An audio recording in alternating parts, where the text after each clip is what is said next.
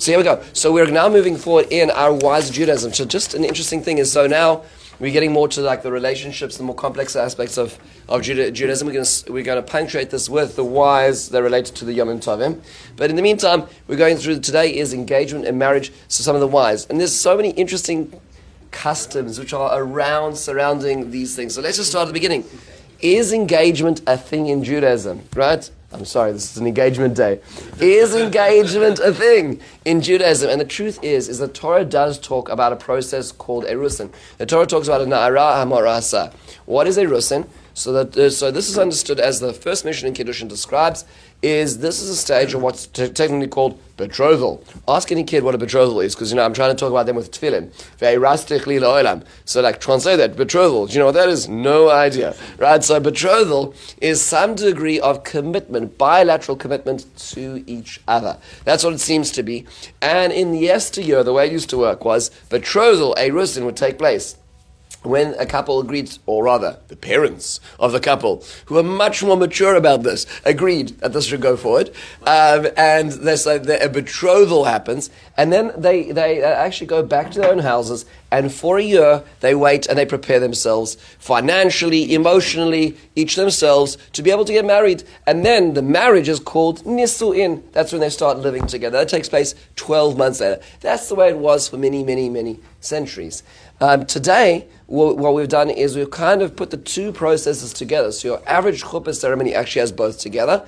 The ring giving is the erusin, the giving and receiving, because it's bilateral. She can say no.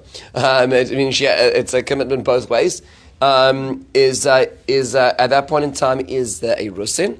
We read the ksuba to separate between the next stage, which is the couple just being together, celebrating under their own canopy, which is also finished by the Cheder Yichud. When they live together, they have their own space privately, so they seclude themselves. That's called the Nisuin. So we put the two together. So if that's the case, is there something called engagement? The answer is yes. It is called shidduchin.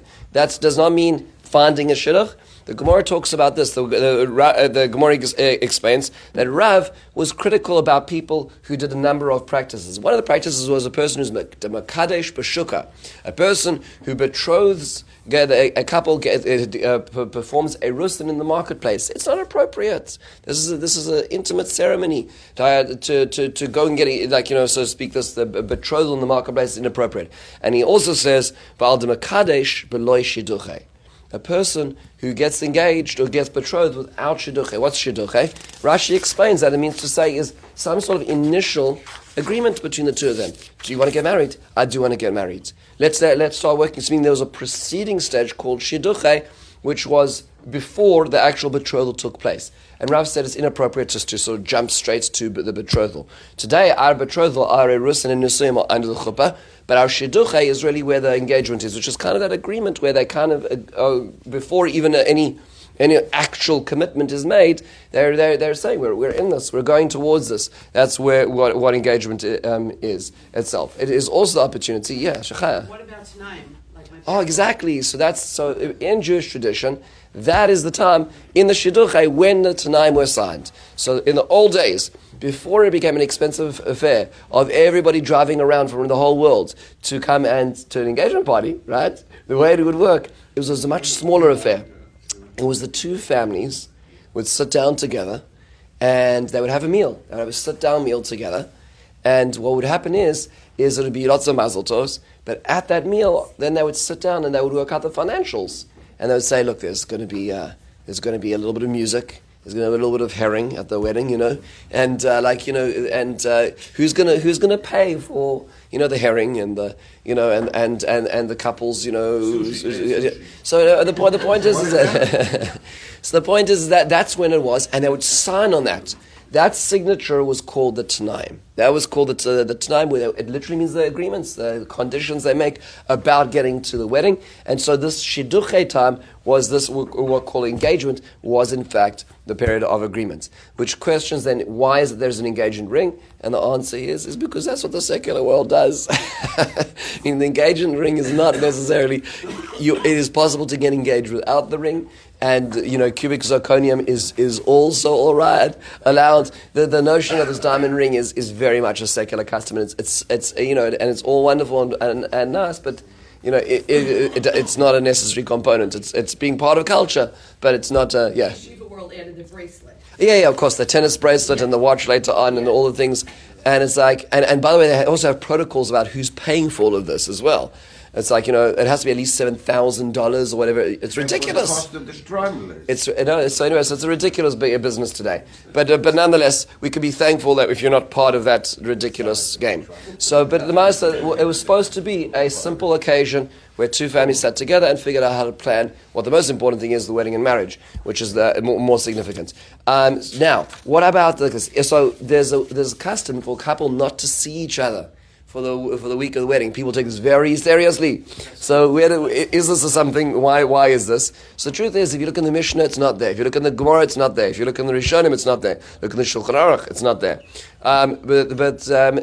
There are some who say they should in general.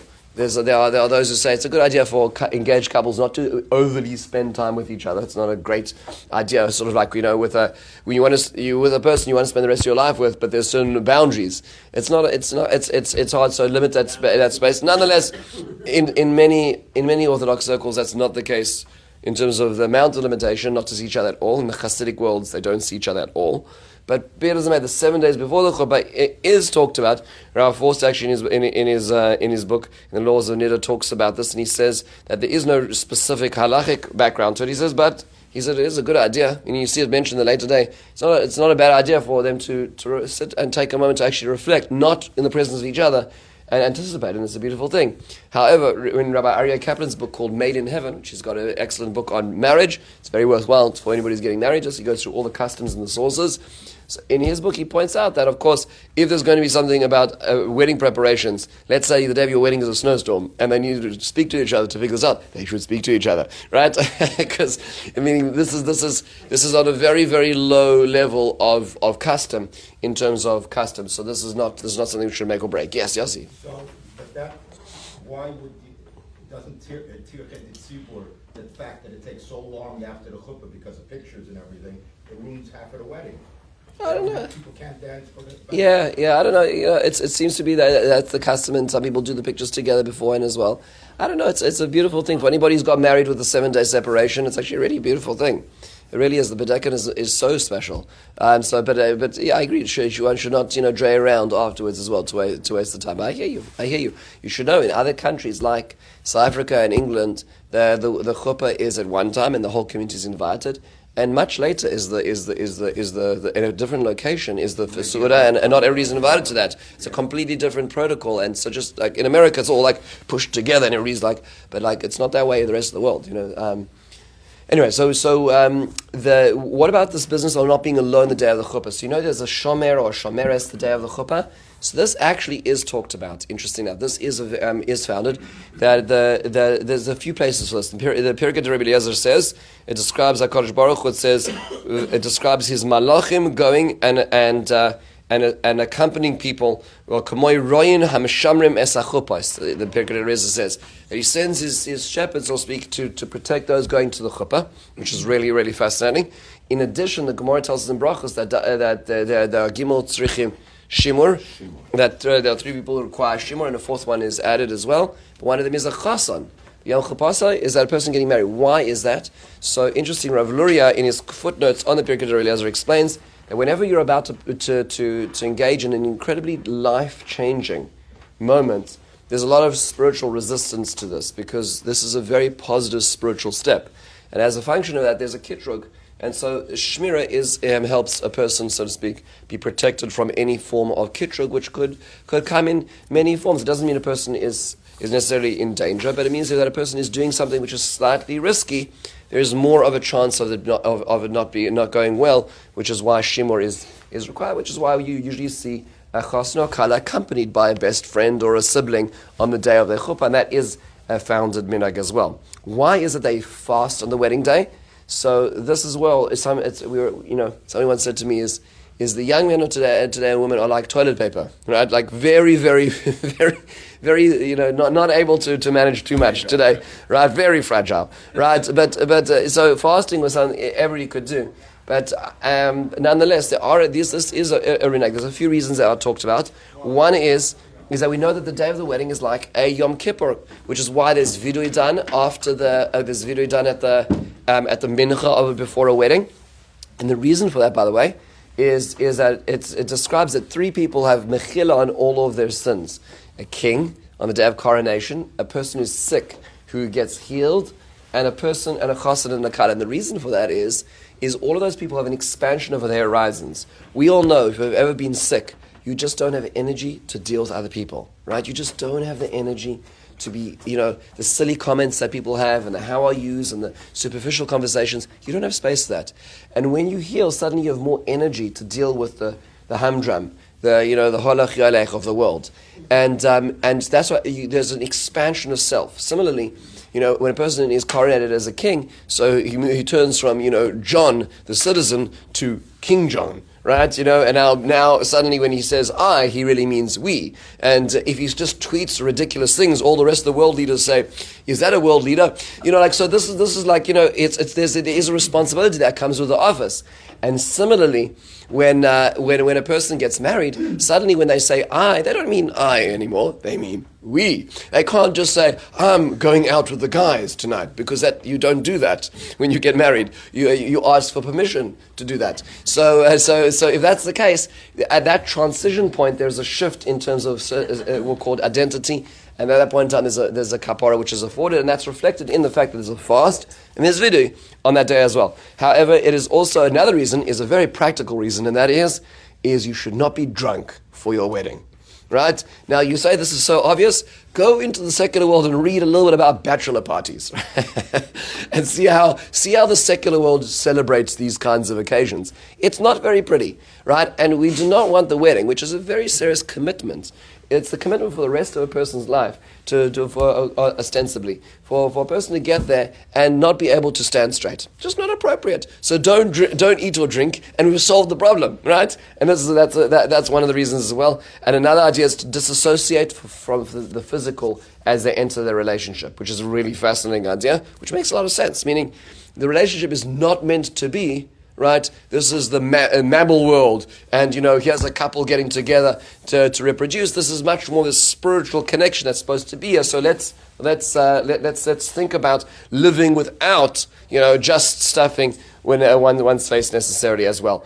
Now it happens to be that if a couple is going to be harmed, so the Steichemet does mention that they should not fast. So this is true. So there are people who, they'll always get a migraine if they fast, and so on. So in that case, one should ask a question, and also it's not done on days where there is no tzeisa kochavim, and interestingly enough, it also does go to either after the chuppah or tzeisa kochavim, whichever one's earliest. Which means in the winter months where the chuppah is taking place, after tzeisa kochavim still goes to after the chuppah. The drunk reason still applies. If it's in the summer months and Tzeisa Kochavim is before the chuppah, then it still goes to Tzeisa Kochavim, not the chuppah. Just interesting applications. Now, why is there a chassan's tish? What does a tish mean, by the way? Just a quick reminder. It means a table. Just means the chassan's table, right? So chassan's tish is where the men's party is before the wedding. Why do we do that? It's a very simple reason. That's actually not the main show. The main show is actually the Kabbalat Panim, the Kabbalas Panim, or the Bedekan. That's really the main show, which is why most of the food is there. What is interesting is the Chassan table is really the time to get the affairs in order, which means the sign of the Ksubah, the sign of the Tanaim. If there's the marriage license, then there's a marriage license, then it's done there as well. One second. And so, if there's a marriage license, all signed there. All we'll call the details of the wedding are taken care of at such a time. Okay, beautiful, and that's how it's prepared for. Sometimes the chassan shares divrei Torah at such a point in time, and then the question is, so why they keep interrupting? If you've ever been at a chassan's dish, and the young groom will start talking, and they'll interrupt him at least 3 times. So one of the reasons is because not to embarrass him if he doesn't have what to say. That's actually one of the reasons, is that there's a pressure on people to speak, and they're not always in the frame of mind to speak. I know when I spoke then, I was very nervous and I got mixed up. And it was very helpful they started singing right then, which was very, it was very helpful. Rav Shechter was sitting right there. And he was listening to me, and there was a lot of pressure. Anyway, so they started singing just at the right moment. And another reason is actually that Rabbi Aryeh Kaplan points out is that it's a reminder that the broken about the broken nuchas, because it's a type of matan Torah. It's like a symbol of Kabbalah Torah, this responsibility of acceptance, and there's a responsibility that comes with what called plan Bs, meaning like of things not working exactly as they should as you move towards this important relationship.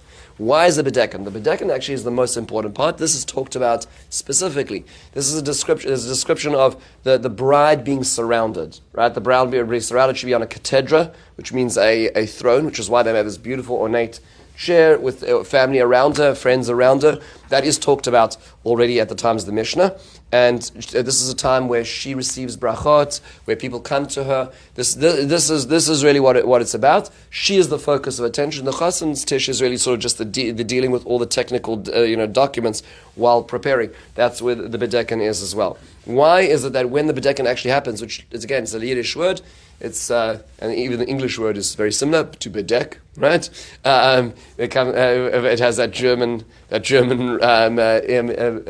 influence, but nonetheless, why is it that the custom is for the groom to lower the bride's veil?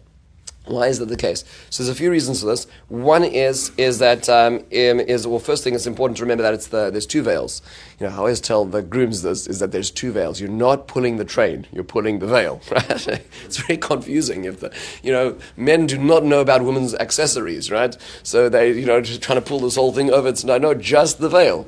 So yes, exactly. So that's important. But what is the reason for this?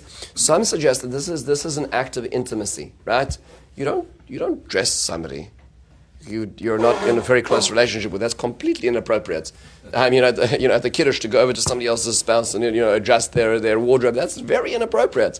So when a person lowers the veil, it's the first sign of the two of them being as man and wife, right? And what's interesting about that is that that's why you'll see some Mesadrei Kiddushim who will be makbid that the Eidei Kiddushin come then to witness the bedekan as well, because that's one of the stages of Nisuin itself, which is a notion of marriage. There's other reasons as well. One is that when Rivka met Yitzchak for the first time, the first thing she did was she slid off the camel and she veiled herself.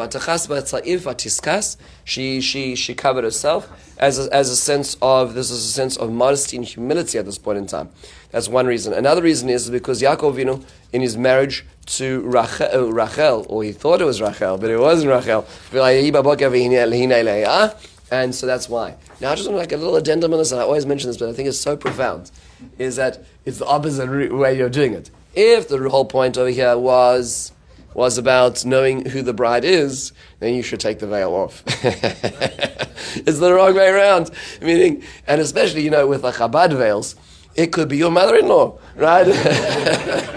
There's no way of knowing. How does she even get down the aisle with that thing on her face, right? So, there's no way to see through that. So you put the veil down. That's it. Game's over. Right? So the reason is, I heard Rabbi Jacob say the most beautiful thing in our shul, and I keep mentioning this because it's just so profound, and that is like this: is that people get married, and many times it's when they're too young to understand what marriage is, and which is in many times a blessing, and they get married, and then life happens, and there's kids, and then there's life and jobs and change of jobs and change of places, and people develop emotionally and psychologically, and people change in so many ways, physically, every and it's like 20 years later. Suddenly they wake up in the morning, and he looks at her and she looks at him, and she says to him, you don't look like that picture on the mantelpiece anymore. Right? And he says, well, honey bunch, I have to tell you, it's I was about to say the same thing, right? and so in a certain sense, there's this notion of we've changed. And and in a healthy relationship, that's good. Change is good. Which means to say is that the veil going down is to say that I'm marrying not just you, but all of who you will become. Right? All the potential within you. I don't want to look at you now. And I don't want the two of us to see each other just as who we are now. I want to see all of who will become. That's what commitment is. Commitment is not just when the goings are good and the looks are, that's what's happening, which is very profound observation into what Jewish commitment is in a world that is completely devoid of any sense of commitment. We're in a world which motivates us to change our phone within every year or two and change our car lease every 2 or 3 years, and just as it's not looking or working the same way it was, then just replace it. That's not the way it works with relationships, in case anybody hasn't worked it out yet. But it's more complicated than that.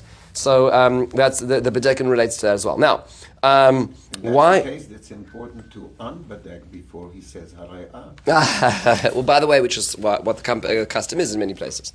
Now, why is it that the bride wears white?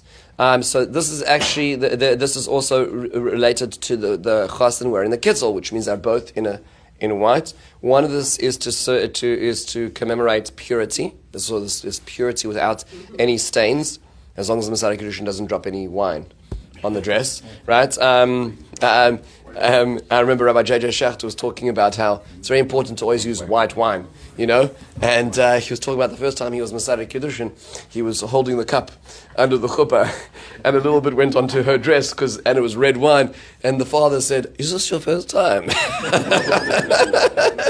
It's very nerve-wracking if this is your first time, so we always use white wine, but nonetheless, there's another reason as well, and which is a more somber reason, which is that it's to remind us of shrouds. That's an interesting observation. Is to remind us at a time of such levity of gravity, of what life is really about at this time. You say this is such a Jewish thing. Here we're just trying to have a party, right? And we're thinking about the funeral, right? But nonetheless, in Judaism, there's always that counterbalance to that perspective. Why does there need to be a chuppah? So the chuppah itself, as discussed before, is seen as a house, seen as some sort of canopy or place where the two of them can first reside, which is why in many old days it used to be in the shul's courtyard, in, so to speak, in a neutral place. Right? It used to be outside in the shul's courtyard. That was where people would do this. However, generally speaking, it should be, this is one of the reasons why it is tried to be done under the skylights, right? So, which is why the Hasidim are very makbid to make sure that people are married outside or at least under the sky, and why many Jewish halls have those skylights there.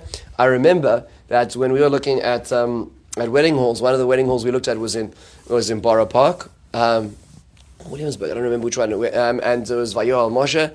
And they were like, and they said they showed us the hall, and they showed us the sliding doors where the chos and the kala stand outside. Right? There happened to be, they say, it was a beautiful yard. There was like one tree in the cement in the corner there, and it was right next to the BQE, right? Like, it's like literally there. And we were like, it's a little loud out here. They're like, do you think we can get married inside? They're like, nope, chazan and kala get married outside. Like, meaning you're the client, but they're telling you where to get married, because they always get married outside. And I was like, but what about the noise? They said, it's because there's some areas in the country.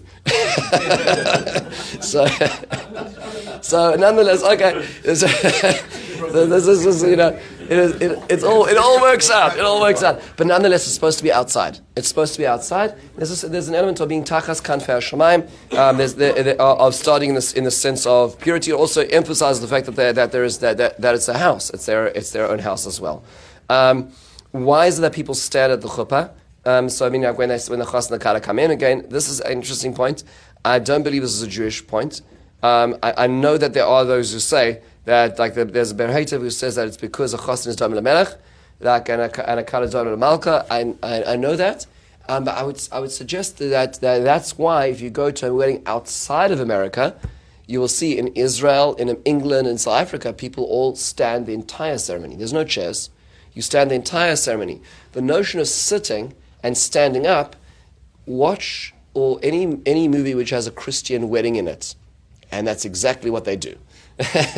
I believe that the custom in Jewish weddings in America of standing when the chassan and kala walk in is clearly a Christian custom, is what's in America. It's not the custom of Jews outside of America. And it's fine, and it's a nice cultural thing. There's no question about it. But just to understand, this one I don't think is a Jewish custom. You're too young, but it's a newer phenomenon. When we were growing up, no one stood up at all. Oh, there you go. Okay, good. That's what I'm saying. There you go. So all I'm saying is that I think this one is something which we're inheriting from what's ever going around us. But the idea of standing the whole time, that was the generally, and that was because that was the way it was. I think perhaps now that we have the opportunity of having chairs, we can do that and so on. But the notion of standing is important. But I don't know if it would necessarily from within the fold. Why do the bride and groom remove all jewelry? But what about for a zaki? Oh yes, so that's true. But let me ask you a question: do you do that every sometime when Ozakin walks into shul? And the answer is no. So we should be consistent. Meaning, if it's about when the grandparents are walking and everybody stands up, and it's a beautiful thing. There's no question. But then you should really do that every time another person, including your parents, walk in the room. If and people don't do that at all. So one has to be consistent. Meaning, yes, the mipnei seva takum is a rule which applies not just on the wedding day. So then that should be the case when you have elderly people who walk into a shul. You should stand up, and I just don't see that at all. I just have people who ignore them. What? I have no problem. No, I would say the other way. I would push it the other way. I would say if that's the case, then do that. By the way, the halacha is within 4 amos. It doesn't need to be that a person's on the other side of the room. Within 4 amos, and then their proximity to you, a seva or a zaken walks in, you should stand up. But a Talmid Chacham that you should. But that should be a sensitivity we'll call 365 days a year, not just at a wedding ceremony. Yes. It started at weddings only for Holocaust survivors. Oh, that's beautiful. By the way, and that's a beautiful thing. So that yes, I understand why it's hard to differentiate. Why is it that the Chasna Kala remove their jewelry? Do you know this? Do you know this? You may have one time or another been asked to hold the bride's on the woman's side the earrings or the necklace. You may have been asked to hold the groom's cufflinks beforehand, right? So that's that interesting custom. And the reason is because like the Kohen Gadol would go into Lifnai v'Lifnim, he would never wear the big day zahav. He'd wear only the linen garments, the white garments. In a certain sense, there's a certain deference which is reflected in walking to the chuppah unadorned. Right? Simplistically, it was a beautiful custom, right? And it's usually actually seen as a segula, as a beautiful thing, to hold the bride's jewelry or to hold the groom's jewelry if he has any, because many don't actually have as well. Why is that people hold candles? You'll notice that in many weddings, and certainly in the Hasidic weddings, that there's a custom to hold candles as they escort the chassan and the kala to the chuppah. The parents oftentimes will be holding candles. So this is actually an ancient custom. It dates back to the times in Tanakh when Yirmiyahu describes weddings bringing in light. Yirmiyahu describes, he describes, Kol zasan v'kol simcha, kol chazan v'kol kala, kol rechaim v'or ner. He describes that a wedding is described as a time of light. And so we have the custom of bringing light to them as well. Some suggest that this actually is a reminder of the fire in Har Sinai when the nation of Israel and Hashem were united. Some suggest that it also relates to the notion that the shared letters in the word Ish and Isha is Eish, which is oftentimes seen as a negative, but it also means that there's a certain passion, there's a certain power in that relationship as well. Why does she walk around him? Why does the bride walk around this? So it describes, the Gemara in Yevamos actually has a lot of descriptions in the Samachs, in the 60s of Yevamos. It's a very good reprieve. I'm learning Yevamos right now as part of our Raisa. It is so hard. If anybody's learned Yevamos, it's a really, really hard Masechta to learn. When you get to the Samachs, you have a little reprieve on marriage. Ani, right? Nachon is one of the very hard Masechtot. So the Gemara says that a man who's not married, by Maravat Amri, beloy Torah, beloy Chayma, that a man is not married is considered like as if without a wall. There's no sense of framework. There's no sense of being. The notion of batim, of a house, which whether people accept gender roles today or not, there's the fortification of what the tone of the house is going to be, how things just operate, is sometimes done by the man, but many times is the woman. She creates the house, which will be the stability, and so this is in a certain sense the metaphoric circling, creating the framework of the house. Just in generally speaking, the notion of zachar is seen to be an emanation of energy, right? It's seen energy emanating outwards. One of the hardest things for a man is to choose one thing and therefore not choose everything else. It's very hard for men to do that. Generally speaking, the notion of nekeva, of the feminine energy, is nakva, which means to say nakva lai schar v'etena, which means to say is decide. is fixed, right? Meaning, take all those, a feminine energy will take 1 million ideas and take one of them and bring it through full gestation. This is true biologically, this is true psychologically as well. For a man, it's very hard. It's funny, I was speaking to somebody who does ghostwriting for CEOs. Right? New people who do companies, they want to become social influencers, they don't have time, so they hire people to do ghostwriting for their social status and so on. And this guy said to me, it's funny that all these CEOs in their 30s who made it really big, they really don't have great relationships. And I was like, yeah, it's the same thing. If you're a person who kind of makes, builds companies and keeps building and selling and building and selling, it's going to reflect the way you relate to relationships as well. It's not necessarily a rule, but that notion of just continually throwing out energy and continually trying and risking is not necessarily commensurate to nakva, which is the notion of. So that is reflected in that as well. It doesn't make a difference which way the bride and the groom face. So I know everybody has the question as to, do they face the audience or they face away, right? Let me tell you what the halacha says. The halacha says they should face east. And nobody ever thinks about that. Let me tell you. When's the last time you thought which direction the chuppah is actually facing? They should face. They should be facing. They should be facing the east, and this is the direction of Yerushalayim. Right. So that's really what they should be facing. That may actually be related to one of the directions they're facing, but that is think about all the locals, the halls. Think about Marina. Think about Sands, all the places, and think about, is that actually the case? I've looked at all these places, not necessarily. Why is there a ksuba? So we talked about the Torah talks about this notion called a mohar abisulos, literally, and that is seen as a commitment on the side of the groom to the kala, which is why he does the kinyan, which is why it's signed on the witnesses on his kinyan. Now, just an interesting point is that it describes the responsibility that a husband has to his wife. That's really what it does. And that's a financial, emotional, physical responsibility that the husband has to his wife. And it reflects, in a certain sense, the Torah is often seen as the metaphor of the ksuba of the nation of Israel and Hashem. Like if we're looking at this as a Matan Torah moment of two entities coming together, the Torah is seen as that document which relates the responsibilities, and the ksuba is seen as that. In addition to it, there's also financial commitments at the end. If, God forbid, a husband would predecease his wife or divorce her, he has responsibilities to financially take care of her when there's a certain amount of money which is set aside for that as well. Certainly in the days where the husband was the primary breadwinner, and so breadwinner, so he would need to make arrangements for the wife. That's really what's in the ksuba itself. The text is Aramaic, which is why most people doze off. But the truth is that there's a lot of very beautiful commitments there. There's a lien on his property. In case you're actually listening to it.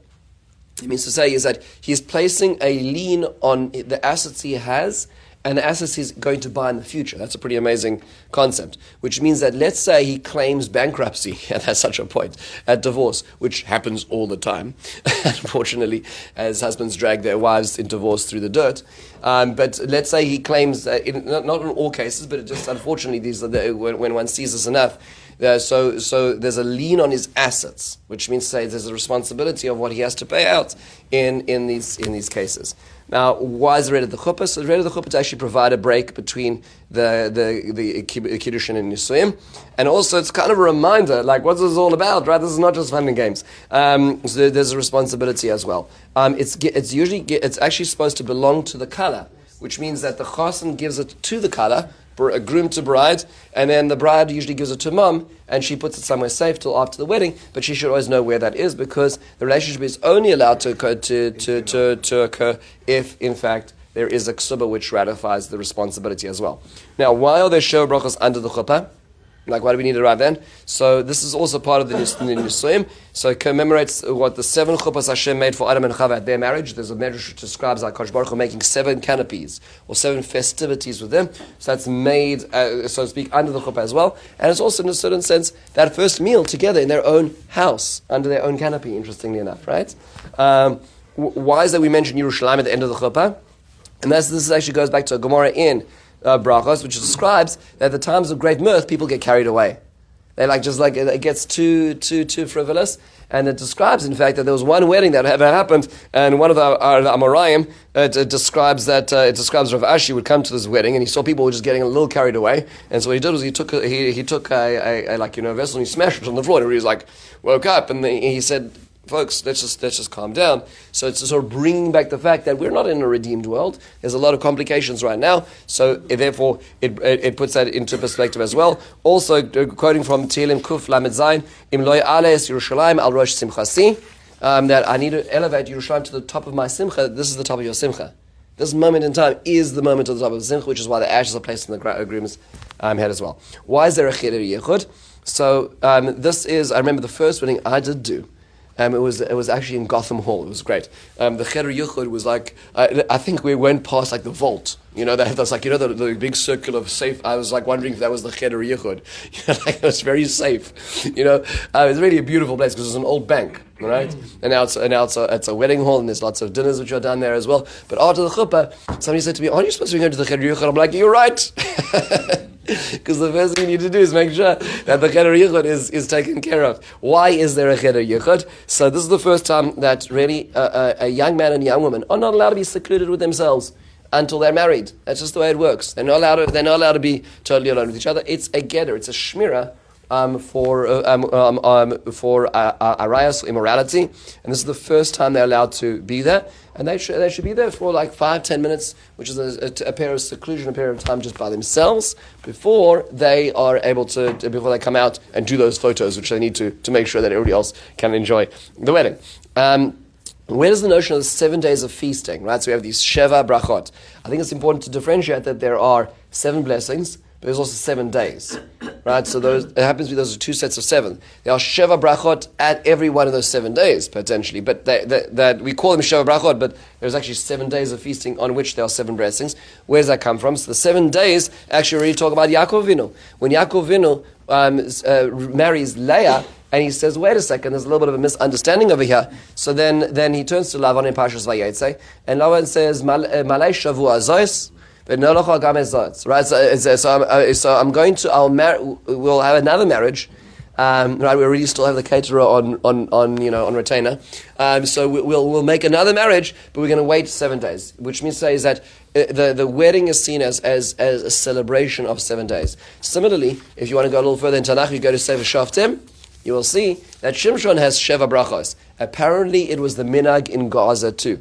Okay, so you have this notion of 7 days of feasting is there, and that's a consequential one because it was at his 7 days of feasting that he makes a bet with his brothers-in-law, and there's a whole little bit of subterfuge that goes on, but that was all in the period of his 7 days of feasting. Okay, the idea of saying the Sheva Brachot itself actually is talked about in the Gemara going to Chesam Beis, where the Gemara describes these 7 blessings. And it's interesting that a lot of them talk about creation, and then they move from creation, Yotzer Adam, right? That moves to the notion of Od Yishama, which is about the rebuilding of Jerusalem. It is taken from 2 psukim, 3 psukim in Yirmiyahu. They are not adjacent to each other. The psukim actually read the Komar Hashem Od Yishama b'makom hazeh asher atem omrim charevu. In this place where it's destroyed, you're going to hear me'ein adam me'ein behema, where there's no humans, there's no even animals here. Ba'arei Yehuda v'chutzos Yerushalayim ha'neshamos, in the courtyards of Jerusalem and Judea, which are empty, desolate, me'ein adam me'ein yoshev, without anybody here, me'ein behema. Then kol sasan kol simcha kol chasam kala. We take that, and part of that is taking Yirmiyahu's prophecy about rebuilding and is so to speak transcribed to this chassan and kala, which means to say they have, when we talk about the Medrash which says that a person who gets married is building echad b'chorvat Yerushalayim, it's taking the prophecy of Yirmiyahu and applying it to this. It's a nechama as well. So this is why there are 7 brachos. Now, you may have noticed that there are 2 brachos which end the same. Did you? They are Yotzer Ha'adam, right? Said twice. There's different beginnings to those brachos, but it ends the same way. So the Gemara addresses and notes that some of the sages only said it once, and some said it twice. So the reason it said twice is because in the realm of planning, HaKadosh Baruch Hu was decided to create 2 beings, but then created them as one joint being. So, meaning to say that if you look at Bereshis 1 and Bereshis 2, which is Genesis 1, Genesis 2, there's 2 versions of creation. Behibaram means to say is that the human being was created as a composite male and female being together, split up, and then reunited at marriage. As opposed to version 2 in Genesis 2, which is man was created, and then the side, the Selah was taken, and the woman was created from that. That's Genesis 2. Genesis 1 was there was a dual creation, a split up, and then and reuniting, which was a marriage. Which means, therefore, the Yotzera Adam in a certain sense had 2 stages based on that, which is why we have 2 Yotzera Adams in the Sheva Brachos. The Gemara explains as well. Why do we need to have a new person at the Sheva Brachos for this to work? This is called a Panim Chadashos. You're not allowed to say the Sheva Brachos if you don't have a Panim Chadashos after the wedding ceremony, right? I mean, the wedding and the whole feast. That's fine, but afterwards you need to have a Panim Chadashos, which is always nice when you get that call. You know, it's wonderful. You know. We would love you to come to the Sheva Brachos. It's such a beautiful thing. Because, by the way, it's realistic. Because how could you can't invite everybody, and the notion that somebody is important enough and that you want to include them in the simcha is a beautiful thing. But this is why is it necessary? So the Aruch HaShulchan actually quotes 3 reasons. He says, number 1, the new people who are not at the chuppah can hear the Sheva Brachos to fulfill their obligation of hearing the brachos. Meaning now you haven't heard the brachos. This is the first time they're hearing it, so the first time they can do this. He doesn't like that reason so much. The Rambam says there's a responsibility of all those who are present to give a bracha to the newlywed couple. So if you're invited to Sheva Brachos, it's your responsibility to go to them and say, I wish you a life of ... right? And give them a bracha. And so one person represents all those who are present and gives brachas to the couple. That's what the Sheva Brachos are meant to be. But if this has been done, then that crowd's fulfilled it. So meaning if it's the same crowd at the wedding who's going on the next night to come together, they have been present to the brachas being given to them, right? So in a certain sense, there's nothing new being added. So you need another person to enter, to come and represent, to be able to say those Sheva Brachos. And the predominant reason is that there's renewed simcha. This is accomplished because when you have a new person who comes in, this person sees from a new angle. They knew the color since she was 7 years old. And they remember the story that when she tripped and sprained her ankle, and it all ended well. So they add a new dimension of simcha, which is why it's allowed. And if there's no minyan, or if there's no panim chadashos, you're allowed to say a zimun, you're allowed to say borei peri gefen, and you're allowed to say the 7th of the Sheva Brachos, but not the rest of them. Most people do not know this. So if you do not have Sheva Brachos for the reason you can't find a minyan, you can't find a panim chadashos, you may still say those 3 brachos. Borei peri gefen, right? Sorry, the zimun, borei peri gefen, and the 7th bracha. That is allowed even without a minyan or a panim chadashos. Why is Shabbos different? So on Shabbos, you do not need a panim chadashos, you do not need a new face, and that is because Shabbos is seen as this new presence which gives so much to this experience itself. And that is true of the first 2 meals at Suda Shlishis, not as simple, which is why it's a good idea to have a Devar Torah given by groom at that point in time, and in order to be able to do this as well. What is the business about the cup going around? Like, why are they taking the cup around? So it seems that there's 2 cups. One is the Birkas Zimun. That's what the person doing the benching is. You see, we have Gabayim over here. You know this, right, Alan? We do this all the time. So you're like, so the person who's doing the Zimun, they're saying the bracha on the wine. The second cup is the one that the Sheva Brachos is being said. Little secret, it's not Sheva Brachos, it's 6 brachos, right? So the 6 other brachos are said on the other 2 cups. Now we have 2 cups which are blessed, which means say that these are both 2 kosos shel bracha. So you want it to be that the chassan and the kala, the groom and the bride, are going to drink of both of those cups of blessing that everybody else has been bestowing upon them. So what you do is you want them to drink a little bit of both. So best way to do this is just in terms of functionality. I've thought about this a lot to try to figure this out. Is you take a 3rd cup, you pour both into the 3rd cup, you put down both of the cups, and you pour a little bit back from each. Very simple. Okay, that's the easiest way to do it. The least amount of spilling. I've seen all kinds of crazy experiments going on, but this is the easiest way to do this. And now what ends up happening is that the mevarech has something to say, the kosher bracha, and both the chassan and the kala have the ability to benefit, to drink 2 kosot shel bracha, one of benching and one of the other 6 brachot of the Sheva Brachos, which they're able to do. Yossi, yeah. And min b'mino eno batel. Yes, exactly. Has to be part of the meal, or you can just walk in? They really should be part of the meal. They should really be part of the meal. They should really be part. The mashgiach's not really part. Yeah, that's part of it. It should be part of the meal. Yeah. Really, to be able to be a part of Chadashos, they should really be. So it's a tangential person is not necessarily going to make the cut. Okay, folks, we'll hold it here. This is engagement. A lot to think about over here. A lot of customs that we see, a lot we know, we don't know so much about. And Bezra Hashem, next week we'll do Purim, God willing. Hope